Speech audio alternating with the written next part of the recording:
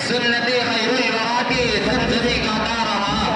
मिल्लत इस्लामिया के तरफ जिंदा सितारो, आज मैं आपके सामने इस्लाम के कादिम सपूत और मुसलमानों के कादिम मुहसिन का जिक्र खैर करना चाहता हूँ, जिसके फ्यूज से एक आलम ने इस्तिफादा किया और कर रहा है, जिसकी बेबाक ज़बान और बेखौफ कलम ने हजारों गुमराहों को राह हिदायत से रोशनास कराया, और जिसकी बेमिसाल क़ियादत में मिल्लत इस्लामिया हिंदिया ने अपने दीनो ईमान की हिफाजत के लिए तन धन की फांसी लगा दी और बेमिसाल कुर्बानियां पेश की।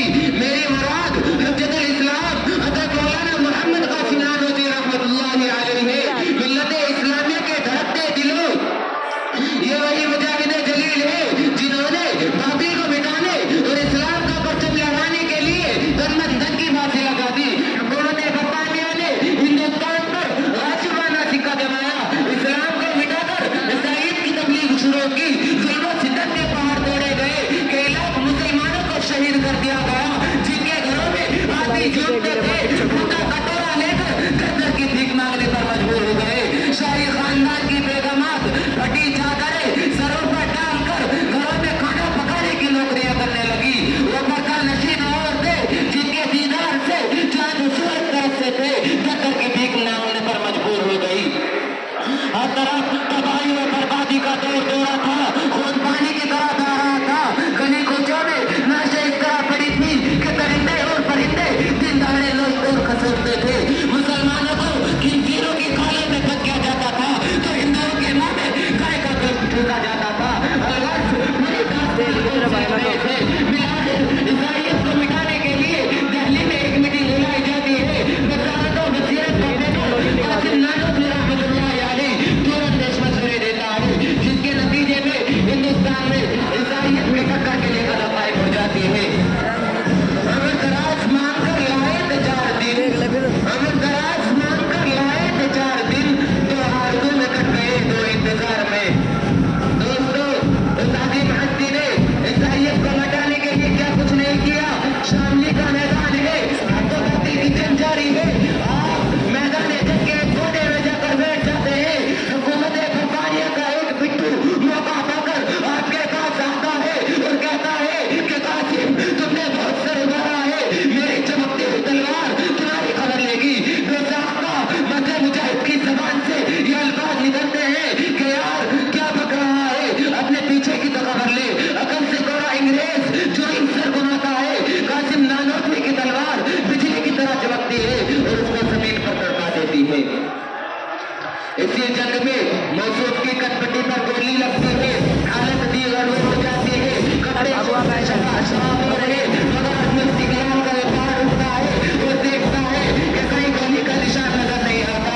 हुकूमत बरतानिया ने एक नाकाम साजिश की, हिंदू कौम को मुसलमानों के मुकाबले खड़ा किया। उस वक्त इस मुल्क हिंदुस्तान में मुसलमानों को सियासी अहमियत हासिल थी। अंग्रेज ने हिंदू कौम को आगे बढ़ाया, मुसलमानों को बताया और हिंदू मुस्लिम को आपस में लड़ाया। चुनांचे 1876 ईस्वी में शाहजहांपुर के करीब चांदापुर गांव में मेला खुदा शनासी मुनाकिद होता है, आवाम का जम्मे गदीर जमा होता है। हक़ानियत इस्लाम मौलाना मोहम्मद कासिम नानोती रहमतुल्लाहि अलैहि को मुनाज़िर इस्लाम से दिखाने का मौका मिलता है। अकल का एक पुतला अपने मौजूद सिफत ईसाईयत का बनाता है और मैदान जीत लाता है।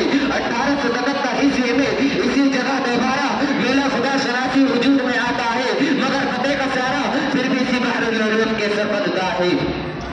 खुदी को कर बुलंद इतना कि हर तकदीर से पहले, खुदी को कर बुलंद इतना कि हर तकदीर से पहले खुदा बंदे से खुद पूछे बता तेरी रजा क्या है।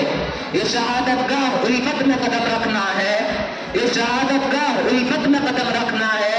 लोग आसान समझते हैं मुसलमान होना।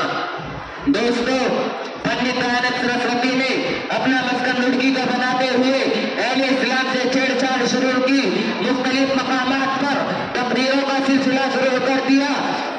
कुरान पाक और अरकान इस्लाम पर तरह तरह के हमले किए गए।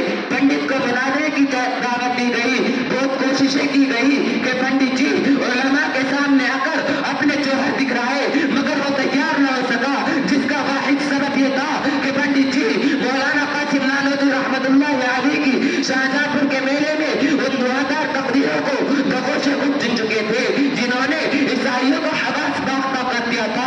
उस पर यह खौफे तारी था कि अगर मुनाज़े की नौबत आई तो सारा राज पास हो जाएगा। बिलावल पंडित मुनाज़े के लिए तैयार होता है, शर्त लगाता है कि मुनाज़रा मौलवी कासिम से होगा। वो जानता था कि मौसूफ बीमार है, न वो आएंगे न मुनाज़रा होगा न दिल्लत का सामना होगा।